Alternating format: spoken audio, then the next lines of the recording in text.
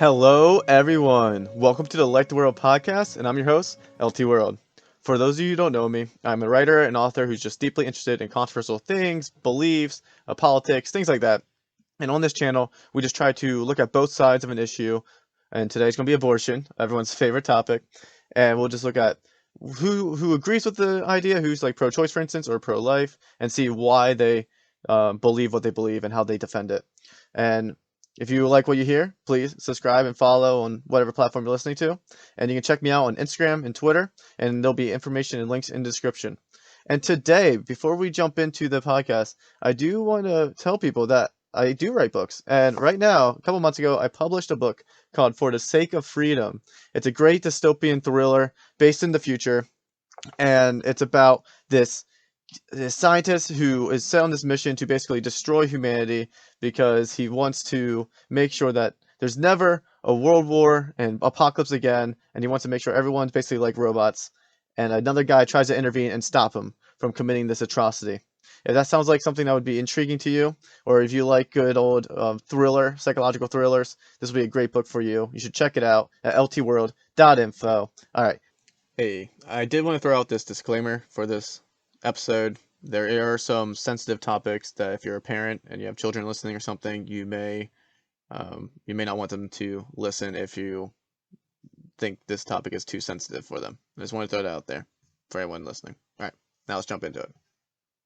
So today we are going to be talking about abortion, the type of topic that you go to your Christmas family gathering and you just start talking about casually with your different politically believing friends and family. So this is going to be just the history. We're not going to get into the actual debate of whether or not abortion is morally right or wrong or pro-choice, pro-life. This is just going to be a history lesson, and it's going to be a fun one. So hopefully everyone buckles up and keeps their emotions settled as we go through this. All right. So abortion, was it always illegal in the States? No. So it wasn't always an issue in the States, or at least it wasn't always a prominent political issue, and it wasn't actually officially illegal until the 1800s. So before about 1820s or so, abortion wasn't really ever outlawed in any states, it wasn't outlawed in the nation, and there were cases or reported cases of abortion going on, whether that be through some sort of like concoctions that people would drink, or whether that be sometimes like the beating of the womb or whatever it may be to abort the child. So this has been a practice for a long time, but it didn't become a real political issue until around 1820. So in 1821, Connecticut was the first state to officially outlaw abortion, or at least put restraints and restrictions on it. And then it would be in around 1856 when the MAA, American Medical Association, strove after making abortion illegal, and then it was around the 1850s then once the abortion became a politically heated topic, and it would eventually be outlawed and would eventually become illegal. So in about 1873, you had what you call the Comstock Act. So after 1850s, where this national issue was brought up, it took about 20 years that led to the Comstock Act of 1873, which outlawed and restricted obscene things, which is a very broad and vague description. But essentially what the law banned or restricted was birth control, contraceptives, abortion, and other sexual material, such as what you might call pornographic material.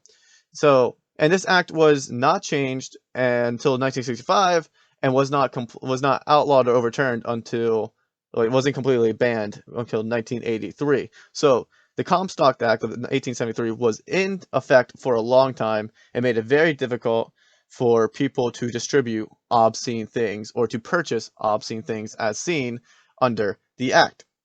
Now, of course, this didn't settle well with a lot of people. Some people loved it. Obviously, people in the more conservative end, or your more staunch religious person per se, would have appreciated this act. But a lot of your feminists, a lot of your more, I guess, open-minded people, liberals, whatever you want to say, they didn't necessarily appreciate this law, because the reason being, it was such a broad and vague law, and it didn't just target like abortion, it targeted many things in the sexual spectrum.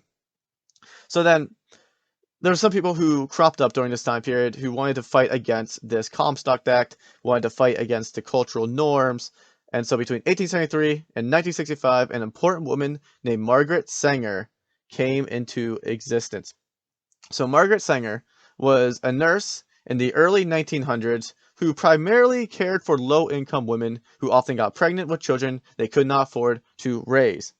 So she was constantly surrounded by these poor women who would get pregnant, and because they didn't know they weren't able to get contraceptives because of governmental restrictions. They weren't educated on how to prevent themselves from getting pregnant. They maybe they were taken advantage of or whatever. So she was constantly surrounded by women who had unwanted pregnancies. Let's put it that way. So being exposed to this and being more of the feminist circles, she was a huge advocate for birth control. And she really wanted people to be educated on contraceptives. She really wanted people to be able to get contraceptives. And since the government considered those things obscene things or inappropriate things, they weren't really allowed to be sold, distributed, and there was a lot of restrictions on how you could educate people about sex and birth control. But Margaret Sanger wanted to buck the status quo, wanted this to get changed, and being a young nurse during the 1920s, when women gained the right to vote, she kind of had a boldness that came with her that she wasn't the only one. So she opened up different clinics during like the early 1900s, like 1918, early 1920s. She would open up these clinics. Now, this was illegal. She was not allowed to actually do this, but she would open up these clinics, and then she would teach women about how to use birth control, how to prevent pregnancies, and sexual health and reproductive health, and all these different things she would teach. And then there was multiple occasions where she got shut down by the government, kind of got arrested or fined, and she was put into different situations where she was under attack by the society as a whole, but she also had a lot of supporters. So whenever she would open up the clinics, the communities would really flock to her a lot, especially the women. A lot of women would attend these clinics and be educated, and they appreciated it, and they wanted more of it. But the Comstock Act said this is illegal, and a lot of states and government officials shut her down. So she ran into a lot of barriers and ran into a lot of issues in regards to getting her movement going. But as a lot of people do know, Margaret Sanger would go on to help found the what's that called? She would help found Planned Parenthood in about 1921. So she was the founder of Planned Parenthood in 1921, which is still in existence to this day. So she did do something that lasted for a long time and had to play a big part in the feminist movement, and specifically in birth control and abortion. So, I didn't mention abortion. I just mentioned birth control about Margaret Sanger. What did Margaret Sanger actually think about abortion? So she wasn't a proponent of abortion in the sense that she thought it was morally evil. So Margaret Sanger thought abortion was morally evil except for purposes of eugenics. Now, for anyone who doesn't know what that means that she believed that abortion should only be used to eliminate or decrease the population of inferior races. In her case, she specifically was referring to black people, minorities. She was a racist. So Margaret Sanger believed that abortion should be used for eugenics and lowering the population of other races that were inferior to white people, or who she thought was inferior, because no race is inferior to another race. But that's what she thought. She thought otherwise abortion was wrong. She thought it was morally evil for someone who was white to commit abortion, for instance. So even as of late, Planned Parenthood admits that Margaret Sanger was a racist, and they're trying to kind of rebrand themselves away from her in those ways. All that aside, Margaret Sanger did start numerous leagues. She did start many different clinics. She started Planned Parenthood, and she really got the ball rolling for the Comstock Act to be challenged and overthrown down to road. And her persistence did pay off in the end. So, what happened then after this Margaret Sanger incident, and also the feminist movement as a whole? So, as we covered in the feminist history a couple episodes ago, if you want to check it out, Go ahead. It's a great episode. And we talked about kind of like the first wave. So the first wave movement happened during the 1920s, late 1800s, and then you go into the second wave around like the 40s, 60s era. Somewhere around there is when the second wave happens. There's not any hard deadlines, but around that time you have the second wave. And the second wave is when when women start fighting for economic equality and abortion.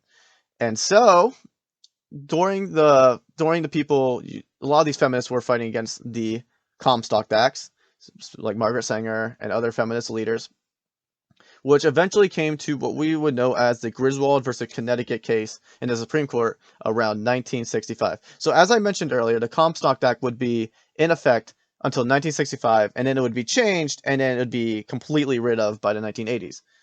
So this was the case that changed the Comstock Act. Griswold versus Connecticut. So the movement Sanger helped start, mixed with general feminist movement as a whole, helped bring this case to the court. And the premise of the case was that Griswold, an executive director of Planned Parenthood, helped provide contraceptives for married couples. However, Connecticut had a law that outlawed contraceptives for married couples. Griswold challenged the law, stating it violated married couples' privacy rights. So essentially, Griswold, who helped direct Planned Parenthood, was trying to educate and also give contraceptives to married people and so forth, but Connecticut had a very strict law on birth control, a very strict law on contraceptives, and Connecticut didn't want there to be any of this going on, specifically because of the Comstock Acts, which prohibited it and limited it. The Supreme Court chose in favor of Griswold, and they created what was called a zone of privacy. So the Supreme Court had a 7-2 decision and decided that the Constitution protects what they call a zone of privacy, specifically the privacy of married couples, by using some broad interpretation of the Bill of Rights. And when I say broad interpretation, I am saying that not from my own opinion. There's a lot of law review lawyers and stuff who say that this idea that the Constitution protects people's rights of privacy, specifically married couples or sexual privacy, is kind of just a kind of shot in the dark, loose connections with the 14th Amendment specifically, and we'll kind of get into that with Roe versus Wade a little bit. But all that to say, this was the case that created what we would know as a zone of privacy. And here was a direct quote from one of the people who wrote down the case summary. And this was for the Griswold versus Connecticut case. Would we allow the police to search the sacred precincts of marital bedrooms for telltale signs of the use of contraceptives? The very idea is repulsive to the notions of privacy surrounding the marriage relationship. That's a direct quote. So the court found it repulsive. They thought it was awful that people would dig into the business of married couples and their sexual lives. So a zone of privacy was created around the bedroom. So in 1965, that happens, and now this leads us to Roe versus Wade in 1973. As we said, the Comstock Acts weren't eliminated, they were just reformed or adjusted. So no longer could you prohibit married couples from getting contraceptives. So birth control was more accessible at this point due to this idea of the right of privacy and the fact that married couples have a right to sexual things. And also during this time, I'll just throw out there, during this time, you also had the introduction of like Playboy and stuff like that. So the sexual nature of the country was starting to shift, and the court was kind of reflecting the societal change in people's perception of sex.